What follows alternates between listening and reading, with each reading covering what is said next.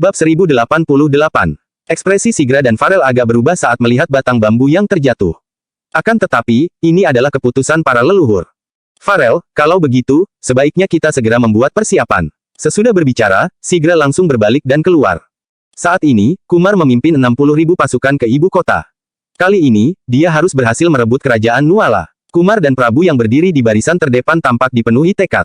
Tiba-tiba, Prabu bertanya, "Ayah, keluarga Juwanto akan menyerang istana sekarang. Apakah keluarga Barus akan mengambil kesempatan dari serangan ini?"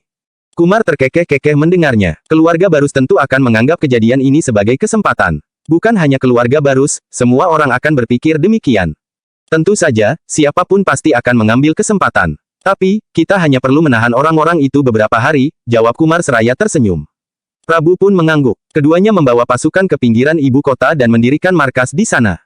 Sudah nggak ada tentara di sepanjang jalan menuju ke ibu kota. Sepertinya, mereka sudah menarik pasukan untuk melindungi ibu kota, ucap Prabu saat melihat situasi ini. Kumar mengangguk, lalu menimpali, Yuda sudah bertempur selama bertahun-tahun, nggak heran kalau reaksinya secepat ini. Dia sama sekali tidak terkejut. Ayah, kalau kita bersikeras menyerang, takutnya 60.000 tentara nggak cukup. Apakah orang-orang di ibu kota? Begitu mendengar perkataan Prabu ini, Kumar langsung menganggukkan kepalanya. Iya, mereka harus beraksi. Kali ini, kita harus mendapatkan ibu kota. Nggak akan ada yang selamat. Selesai mengatakan ini, Kumar segera mengirimkan surat yang telah ditulisnya sejak awal. Dalam sekejap, terjadi kerusuhan di dalam ibu kota. Sementara itu, Jihan sedang duduk di kamarnya dengan gelisah. Ada ratusan pasukan kerajaan yang berjaga di luar. Saika berdiri tepat di depan Jihan, sedangkan Jeffrey dijaga oleh pelayan di sekitarnya. Yang mulia, seharusnya pasukan keluarga Juwanto sudah sampai di ibu kota sekarang. Penyerangan akan segera dimulai, ucap Saika setelah menarik napas dalam-dalam. Mendengar ini, Jihan mengangguk sambil menyahut. Entah kakakku akan datang atau enggak. Dia tidak bisa menjamin apapun. Yang pastinya, mereka tidak punya jalan untuk mundur lagi. Saat ini, Yuda sedang berjaga di tembok kota bersama 30.000-an tentara. Semuanya adalah pasukan kerajaan sehingga kekuatan mereka tentu saja luar biasa. Meskipun begitu, Yuda tetap saja merasa cemas. Bagaimanapun, dia akan melawan pasukan keluarga Juwanto. Orang-orang ini terlalu kuat. Jenderal, mereka sudah sampai. Lapor salah satu tentara. Setelah mendirikan markas, Kumar langsung membawa 50.000 tentara untuk menyerang ibu kota. Mereka tidak ingin menunda waktu sedetik pun. Melihat situasi ini, ekspresi Yuda seketika menjadi suram. Dia membawa 10.000 tentara bersamanya. Sementara itu, ada 20.000 tentara yang berjaga di atas. Prabu dan Kumar akhirnya tiba di bawah tembok kota. Begitu melihat Yuda, keduanya tidak berani bersikap ceroboh. Yuda, menyerahlah. Kamu sudah nggak punya jalan mundur, seru Prabu. Terdengar ancaman dari ucapannya ini. Yuda pun tersenyum mendengarnya. Dia membalas. Prabu, harus kuakui aku sudah meremehkan keluarga Juwanto. Tapi, kalau kalian bersikeras ingin melawan, kami akan bertarung sampai tetes darah terakhir. Bab 1089. Yuda mendengus dingin. Melihat ini, Prabu pun terkekeh-kekeh dan bertanya. Bertarung sampai tetes darah terakhir. Kamu pikir ada gunanya? Yuda, kerajaan Nuala telah ditakdirkan untuk hancur. Tapi, keluarga Juwanto bisa memberimu masa depan cemerlang. Mana mungkin Yuda berkhianat? Selama beberapa generasi ini, keluarganya selalu setia terhadap istana. Tidak peduli apa yang terjadi, hari ini dia akan berjuang untuk kerajaan Nuala. Prabu, kalian memang punya kemampuan untuk menaklukkan kerajaan Nuala. Tapi, apa kalian nggak takut pada keluarga Barus? Mereka sudah membuat rencana selama bertahun-tahun, nggak mungkin membiarkan kalian menang begitu saja. Begitu perang dimulai, mereka pasti datang. Masa kalian ingin perjuangan kalian sia-sia? Jelas Yuda. Prabu dan Kumar sama sekali tidak peduli dengan hal ini. Mereka tentu sudah memikirkannya sejak awal. Yuda, pemikiranmu ini memang benar. Tapi, bagaimana kamu tahu keluarga Juwanto nggak punya persiapan apa-apa? Kumar menambahkan, selain itu, kamu pikir dirimu sanggup mempertahankan kerajaan Nuala? Asal kamu tahu saja, ibu kota sudah kacau sekarang. Begitu ucapan ini dilontarkan, Yuda seketika mendengar suara pembantaian dari dalam kota. Hal ini membuat ekspresinya berubah drastis. Kalian, Yuda tidak menyangka keluarga Juwanto akan membuat rencana yang begitu detail. Mereka bahkan sudah mengatur orang untuk menyerang dari dalam. Benar-benar luar biasa. Di sisi lain, 60.000 pasukan keluarga Barus telah berkumpul. Orang yang memimpin tidak lain adalah Sigra. Namun, masih ada seorang pemuda berzirah emas yang berdiri di sampingnya. Pemuda ini pun memiliki karisma yang kuat. Dia adalah kakak Farel sekaligus putra sulung Sigra, Ciputra. Selama bertahun-tahun, 60.000 pasukan ini dibina oleh Ciputra sendiri. Jadi, mereka tentu memiliki kekuatan tempur yang tidak biasa. Saat ini, semuanya pun menuju ke ibu kota. Ayah, hari ini akhirnya tiba juga, ucap Ciputra yang terdengar bersemangat. Sigra juga dipenuhi antusiasme. Dia menimpali. Keluarga Barus ingin sekali menguasai dunia selama ini. Setelah menunggu bertahun-tahun, akhirnya kita punya kesempatan. Sayangnya, kita nggak bisa mencapai dua tujuan secara bersamaan. Sigra teringat pada batang bambu yang dipilih oleh para leluhur untuk mereka, yaitu batang bambu yang pendek. Dengan kata lain, mereka akan mengambil kesempatan di tengah-tengah kekacauan. Itu artinya, Jihan akan berada dalam bahaya. Meskipun begitu, Sigra hanya bisa menuruti para leluhur. Dengan demikian, 60.000 pasukan menuju ke kerajaan Nuala. Tidak ada pengawal di sekitar sehingga tidak ada yang mengetahui keberadaan mereka. Pada saat yang sama, Wira telah kembali ke Dusun Darmadi. Dia sedang duduk di ruang rapat untuk membahas masalah ini. Biantara tampak terkejut saat berucap. Kak Wira, keluarga Barus dan keluarga Juwanto sama-sama pergi ke ibu kota. Sepertinya, kerajaan akan berganti penguasa sebentar lagi. Mendengar ini, orang lainnya turut bersuara. Benar, Kak. Ini adalah kesempatan bagus, gimana kalau kita juga? Mereka ingin menguasai dunia dengan memanfaatkan kesempatan ini. Di luar dugaan, Wira justru menggeleng dan menyahut. Sekarang bukan saatnya. Orang-orang pun tertegun mendengarnya, tidak mengerti alasan Wira berbicara seperti ini. Padahal, dunia tidak mungkin sanggup menahan serangan mereka. Bab 1090. Wira menatap mereka semua. Dia tentu tahu apa pemikiran orang-orang ini. Begitu mereka turun tangan, mereka pasti akan menjadi pemenang terakhir. Sayangnya, pertempuran ini tidak sesederhana yang orang-orang pikirkan. Sekarang keluarga Barus, keluarga Juwanto, dan istana akan segera memulai pertempuran. Hasilnya nggak akan terlihat secepat itu, jelas Wira.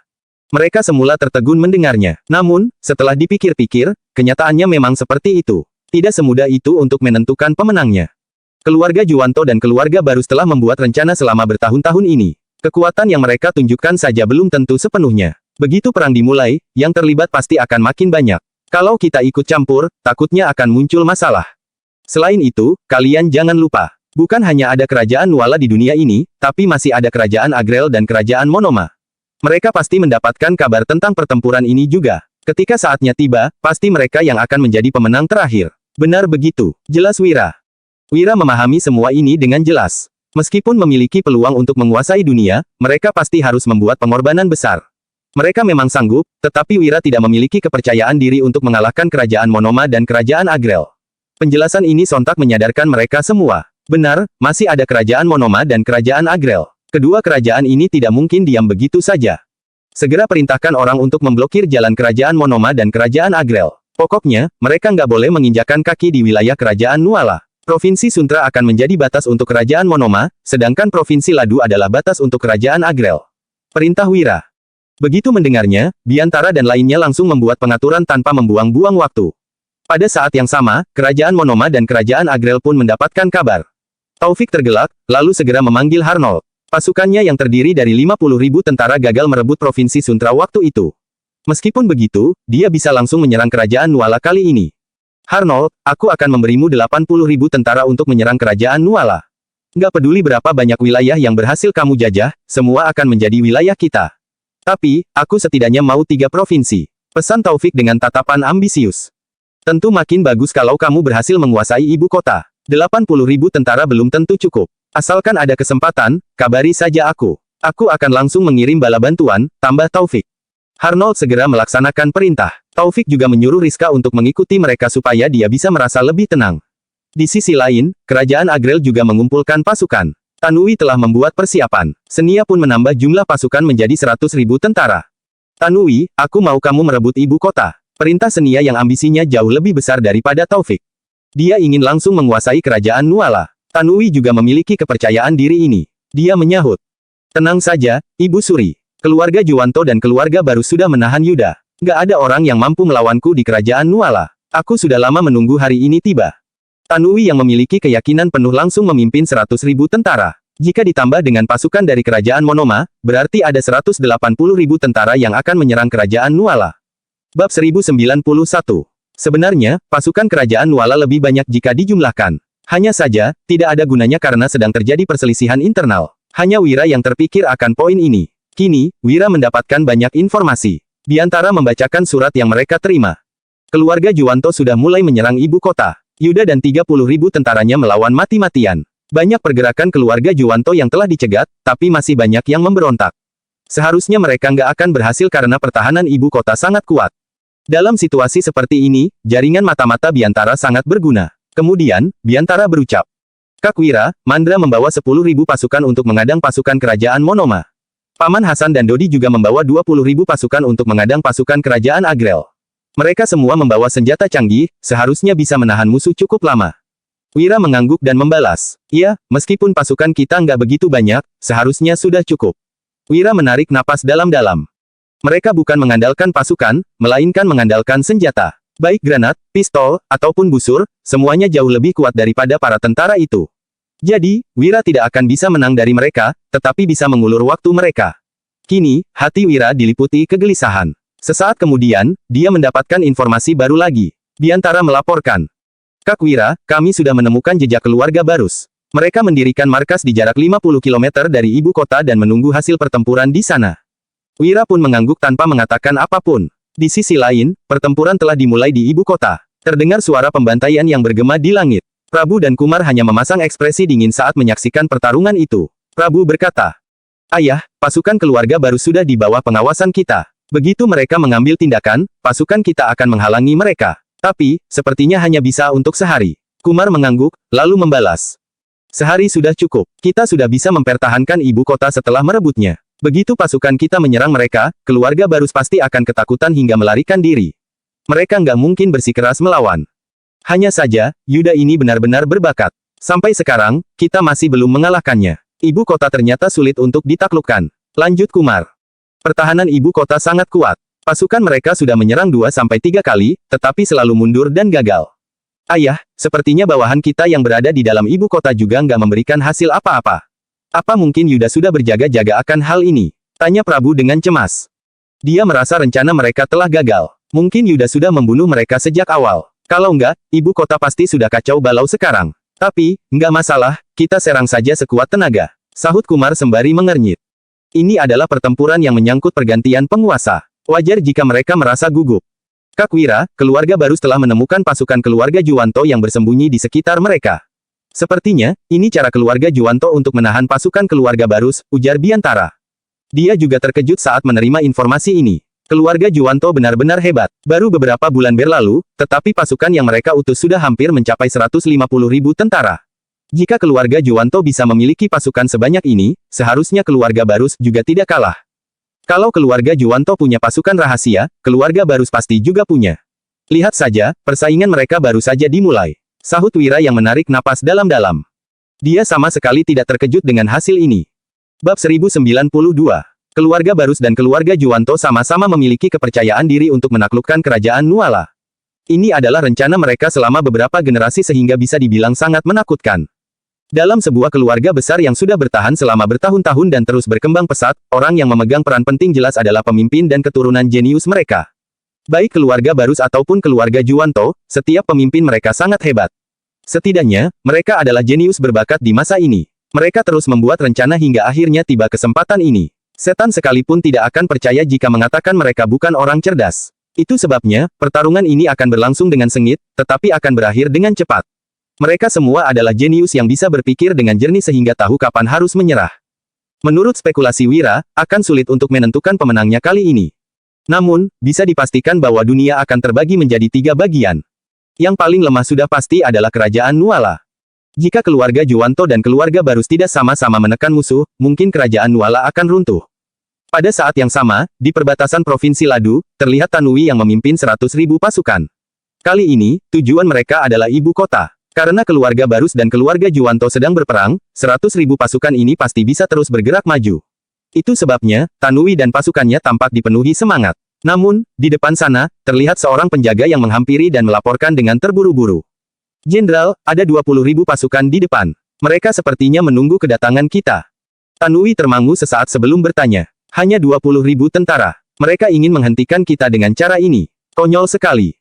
Meskipun tidak tahu dari mana datangnya 20.000 tentara itu, Tanui sama sekali tidak peduli. Kini, Yuda terjebak di ibu kota sehingga dia tidak takut pada siapapun. Maju terus. Kalau ada yang berani menghentikan kita, langsung bunuh mereka. Seru Tanui. Jadi, 100.000 pasukan itu menyerbu ke arah 20.000 pasukan lawan. Aura yang mereka pancarkan sungguh mengerikan. Sementara itu, Hasan sudah membawa 20.000 pasukannya bersembunyi untuk menyergap. Dodi berkata dengan ekspresi ganas.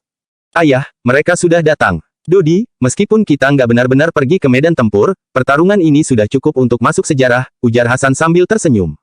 Dia teringat saat dirinya mengikuti Dirga bertarung di medan tempur. Ayah, Kak Wira memang hebat.